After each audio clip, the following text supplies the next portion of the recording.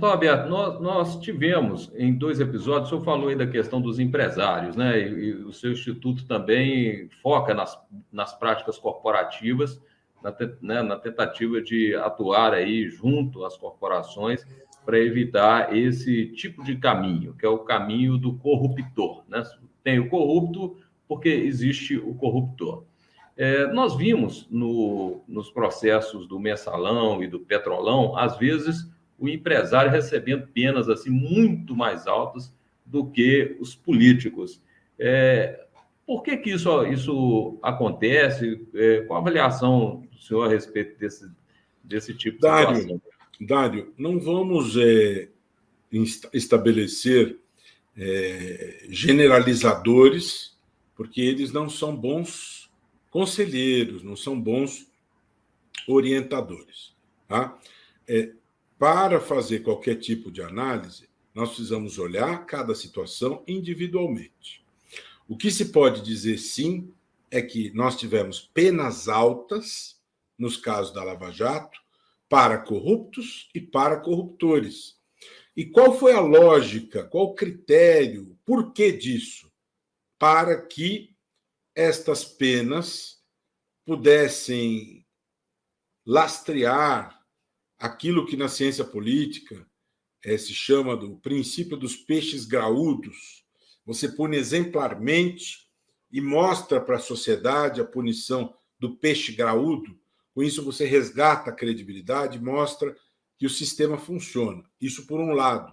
E, por outro lado, você também consegue ter uma arma, uma ferramenta, um instrumento para convencer pessoas envolvidas em toda esta trama criminosa a delatar, a colaborar com o Ministério Público, com a polícia, com o Judiciário e delatar, apresentar informações que permitam o esclarecimento de outros casos. Então, essa é uma dinâmica que acabou sendo muito eficiente, porque a colaboração, a delação premiada, ela foi muito usada nos casos da Lava Jato. E as penas altas, elas acabaram funcionando nesse sentido.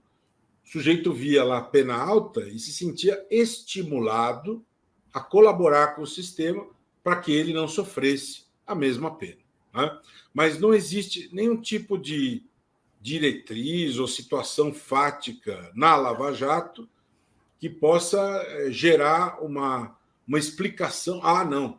Na Lava Jato, corruptores receberam, não, penas maiores. Não.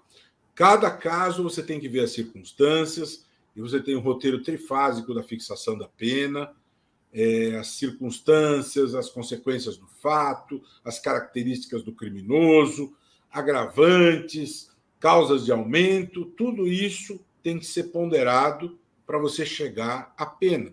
É que, normalmente, historicamente, eu estou no MP há quase 30 anos, o juiz tende a fixar a pena mínima.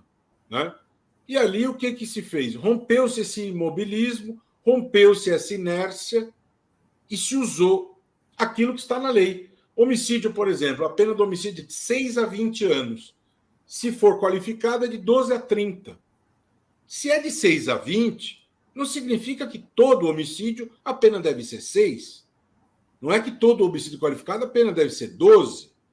Se a culpabilidade ela é intermediária, então vamos ficar no meio do caminho, entre 12 e 30. Vamos ficar no 20. Você está entendendo? A questão é que houve essa tendência de ficar no mínimo. E na Lava Jato, rompeu-se com isso. Vamos estabelecer a pena de acordo com o grau de culpabilidade do caso concreto. Justiça seja feita, né, ao braço da Lava Jato no Rio de Janeiro, lá com o juiz Marcelo Bretas, né, que acabou aplicando realmente penas muito elevadas, sobretudo lá no ex-governador Sérgio Cabral, né? Está cumprindo realmente até agora ele não conseguiu se desvencilhar e continua preso, né?